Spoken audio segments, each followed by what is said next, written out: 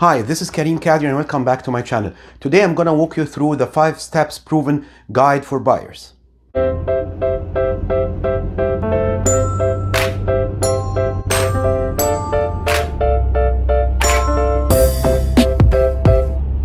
So today we're going to explore the step-by-step proven guide for buyers to completely, smoothly and perfectly close on a deal. No matter if you're a first-time home buyer, if this is your 100th deal, you always need to follow a guide in order not to miss anything and know what's going on.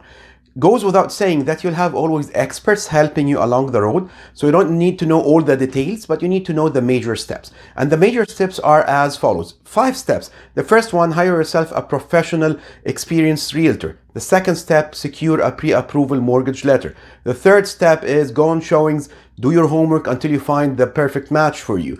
The fourth point is put an offer through your realtor, negotiate the terms, and negotiate the deal until you get an accepted offer. The fifth step, which is work towards waiving the conditions, such as inspection and financing, or any other specific conditions as the case might be. Once you're done with those 5 steps, you're ready to close on the deals. That's when you hire your lawyer and go on with closing the deal and prepare for the move. Now I'm going to walk you through those steps step by step. The first one, which in my mind is the most and crucial important one, which is hiring a realtor to represent you. There's a lot of myth and misconception about that. Some buyers, for instance, are under the impression that if they go into a deal underrepresented, they might get a better deal because the seller might be willing to discount the price further as they're saving the buyer's representative fees, which is 100% wrong. The way it works is when you hire somebody, a realtor, experienced realtor, licensed realtor to represent you to buy a property, you don't pay the realtor anything. Rather, the realtor negotiate his or her payment with the seller's representative. So the seller, before listing their house, they've agreed with their broker to provide them a specific amount of money, specific percentage, regardless if the buyer comes represented or not represented. Now, once the deal concludes, the buyer representative negotiate with the seller's brokerage how much they're going to be paid. Usually it's split in half.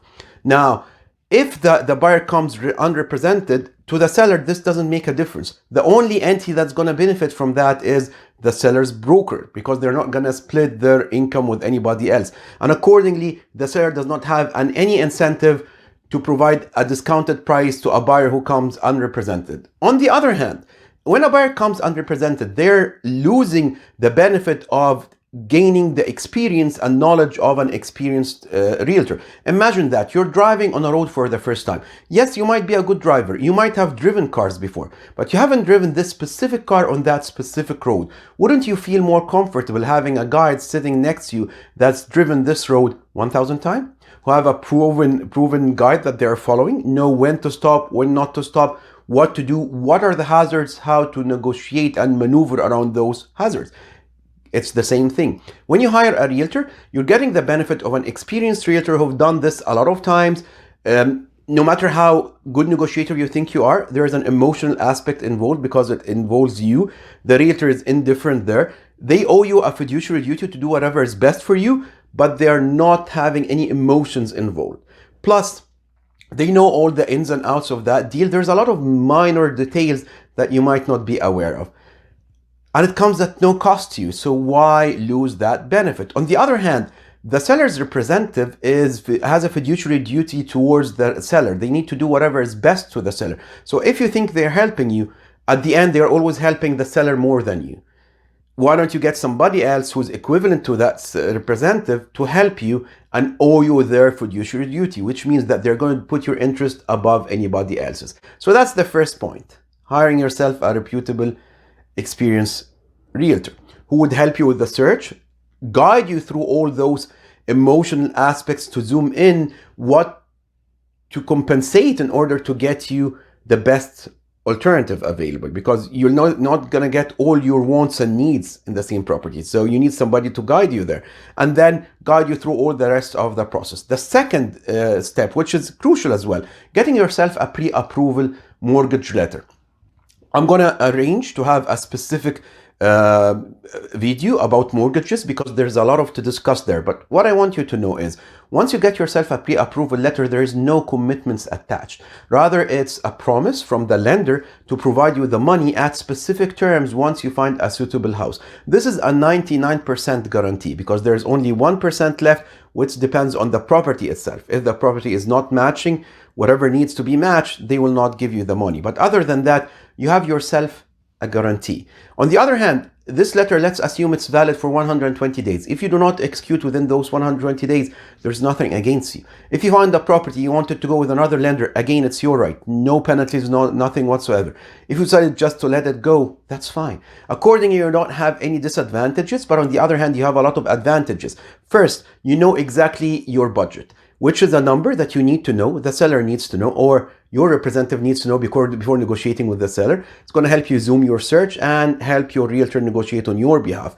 And again, you know the terms upon which you're getting your money, the interest rates and everything else. The third step, which is very interesting step, it's when your realtor try to list properties that match your needs and wants and your taste and take you to visit those properties. Now, this is a very important step because it gets your realtor to further understand your preferences, to zoom in and improve the search criteria. While from your side, it gives you the aspects of seeing properties, imagining yourself. Can you picture yourself living there? Does it meet your needs or not? What are the draws and advantage of this? Through your realtor, they're going to discuss that with you and point some stuff that you might not be aware of to help you zoom in. Once you find the property that you're interested in, you move into the fourth step, which is putting an offer in place. You need somebody experienced, a realtor, to help you putting an offer for your benefit, not somebody else's. If you're dealing through a new build and they said, we're going to get our lawyer to write the offer for you, they don't owe you any duty. They owe it to the seller. So you need your own representative to put this offer for you, word it in a way to give you all the proofs and representation that you need in place. Discuss the options or the conditions to include in the offer, formulated in a way that gives you the right, not in a vague way, and plus include all the terms that work for your benefit. Submit the offer and then negotiate on your behalf, always getting back to you and getting your feedback, but trying to get you the best deal there. They'll be more capable than you to negotiate, no matter how a good negotiator you think you are, because they are negotiating something without emotional attachment. Plus, they're experienced in it. Now, once you have this offer approved, you come to the last step, which is trying to waive the conditions, to work towards waiving the conditions. If you have a financing condition in place, finalize your talks with your mortgage broker and the lawyer and your realtor to make sure everything's in place. If you have an inspection condition, which is very important, and I'm going to make a specific video about inspection because there's a lot to talk about. Get down to the inspection, have it done, see if you want to move on with the deal or not. If you have any other conditions, such as viewing the condo documents if you're acting on a condo, or other special conditions as the case might be, go through it, make sure it's to your satisfaction, and then get your realtor to help you to sign the waiver of the conditions form. Or alternatively, if you're not satisfied, your realtor will handle that on your behalf, get you to sign some documents to get you back the deposit and get you to walk out of the deal if the offer was written in a professional way. So these are the 5 steps. Once they're concluded, you have yourself a property. Now that's the time to hire a lawyer and get the lawyer to work on closing the deal on your behalf, and you're done. This covered the 5 steps.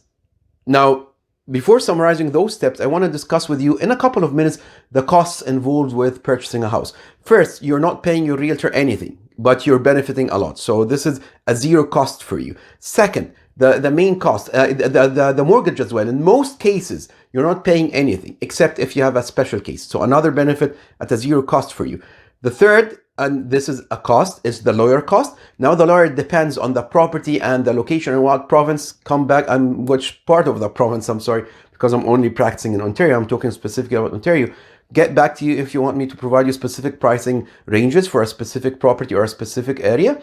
And so that's the first actual cost that you're paying, which is the lawyer fees, plus the official governmental fees associated with that, such as the land registry and land transfer fees. Again, it depends on which municipality you're in. So that's the main fee that's involved with that. Other than that, and if you decided to get an inspection, which is something I highly recommend, you pay the inspector fees. Again, it depends on the property and the area. Usually it ranges between $350 to $700. Even for a rural property, you might want to inspect the wells, which we can talk about that. We can have a separate video about rural properties. Other than that, you're just left with the moving costs. And these are all the costs involved with the process. So to sum up, the 5 proven steps to get yourself a property. First step is hire a realtor. Second, get a pre-approval mortgage letter. Your realtor could help you with that as well. Third, go on showings until you reach the property of your choice. Fourth, put an offer and start negotiating through your realtor. Fifth and last step is waive your conditions and get your house closed through a lawyer. Hope this was beneficial. Please get back to me if you have any questions. Always follow my channel because I'm always going to put new videos that might be of interest to you. To sum up, the most important step among all of those is hire yourself a reputable professional realtor who could walk you through all of these steps. Thank you and stay safe.